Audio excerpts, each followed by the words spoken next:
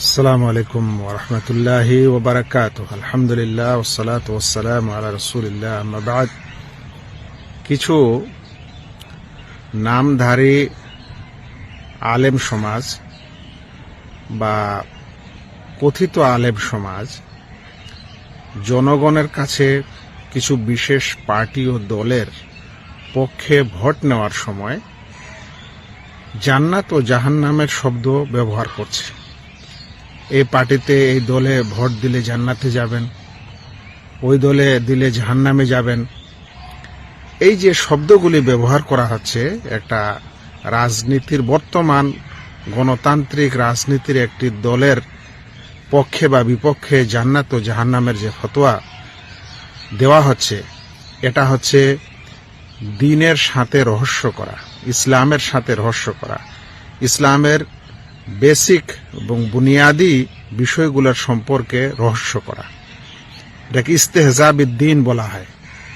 শেখুল ইসলাম ইবনে তাইমিয়া, মুহাম্মদ ইবনে আব্দুল ওয়াহাব রাহিমাহুল্লাহ, তারা যে ইসলাম ভঙ্গের কারণ লিখেছেন, তার মধ্যে একটি কারণ হচ্ছে আল ইস্তেহজা বিদ্দীন, দ্বীনের মৌলিক বিষয়গুলির সম্পর্কে তুচ্ছ তাচ্ছিল্য করা এবং সেগুলোকে ইহানত করা, সেগুলোকে হাসি রহস্যের পাত্র বানিয়ে দেওয়া।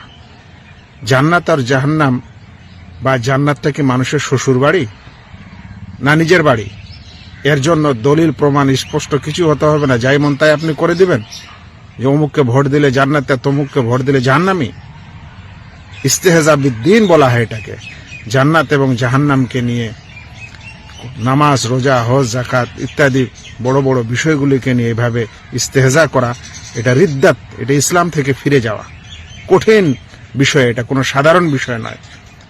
আপনি একটা রাজনৈতিক দলকে সমর্থন করা বা ভোট দেওয়াকে জান্নাতের কারণ বলেন, কি দলিলের কারণে? কোন দলিল স্পষ্ট পেয়েছেন আপনি? আপনি বলবেন আমরা গেলে কোরআন হাদিস, ওই পার্লামেন্টে কোরআন হাদিস বলবৎ করব। বেকুফি কথা। আজ যারা এই সকল দলের মাধ্যমে নির্বাচিত হয়ে পার্লামেন্টে যদি চলেও যান, তাহলে কি আপনি কোরআন হাদিস নিয়ে যাবেন, না দেশের যেটা সংবিধান আছে আগে থেকে সেটার উপরেই আপনাকে শপথ নিয়ে দেশের কাজকাম করতে হবে? তাহলে সেটা গণতন্ত্রের একটি সংবিধান, সেখানে ভালো মন্দ বিভিন্ন কিছু আছে। তাহলে সেটাকে আপনি কিভাবে জান্নাতের কারণ বলছেন? আপনি হয়তো বলবেন আমরা ওখানে গিয়ে পরিবর্তন করব। তো ঠিক আছে, আগে পরিবর্তন করেন, তারপরে এই কথা বলিয়েন।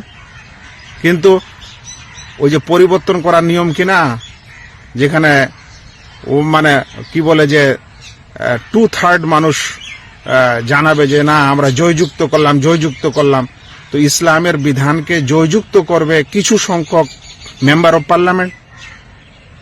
ইসলামের কোন বিধান যেটা কোরআন এবং হাদিসে আছে, সেই বিধানকে মানে জয়যুক্ত নাই, তাই আপনারা আবার পার্লামেন্টে গিয়ে জয়যুক্ত করবেন, সবাই সমর্থন দিয়ে যে জয়যুক্ত করলাম। এটাও তো ইসলামের বিধানের সাথে, কোরআন হাদিসের সাথে রহস্য করা, এটাও তো দ্বীনের সাথে ইস্তেহজা করা। তো এগুলা ছাড়েন, দ্বীনের যেটা বিষয় সেটা দ্বীনের সাথে রাখেন, আকীদার যেটা বিষয় ওর গুরুত্ব সেখানে রাখেন। আর যেটা দুনিয়ার বিষয় নিয়ে এসেছেন আর ওর সঙ্গে দ্বীনকে যুক্ত করেছেন, মানুষকে ধোঁকা দেওয়ার জন্য হোক বা অন্য কোনো কারণে হোক, তার সম্পর্ক আল্লাহ তাআলাকে অবশ্যই উত্তর দিতে হবে, জবাব দিতে হবে। সবচেয়ে বড় কথা, এরকম সস্তা জান্নাত ও জাহান্নামের বিষয় নয়।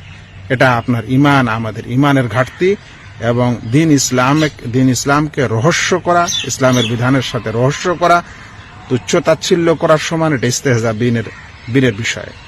আল্লাহ রাব্বুল আলামিন কোরআনে বলেছেন, এরকম যারা কুল আবিল্লাহি ওয়া আয়াতিহি ওয়া রাসূলিহি কুনতুম তাস্তাহজিউন, তোমরা আল্লাহর সাথে, তার নিদর্শন সমূহের সাথে, তার রাসূলদের সাথে ইস্তেহজা করছিলে, রহস্য করছিলে। কাদ কাফারতুম বাদা ঈমানিকুম, তোমরা ঈমানের পর তোমরা কাফের হয়ে গেছো। লা তা'তাদিরু কাদ কাফারতুম বাদা ঈমানিকুম, আজ তোমরা কোনো ওযর পেশ করো না, তোমরা ঈমানের পর কাফের হয়ে গেছো, ইসলাম থেকে ফিরে গেছো। আল্লাহ যেন আমাদের বুঝার তৌফিক দান করে, এ সকল স্পর্শকাতর বিষয়ের, আকীদার বিষয়গুলিকে যেন এই শ্বশুর বাড়ি আর নিজের বাপের বাড়ি না বানায়। আল্লাহ বুঝার তৌফিক দান করুন। আসসালামু আলাইকুম ওয়া রাহমাতুল্লাহ।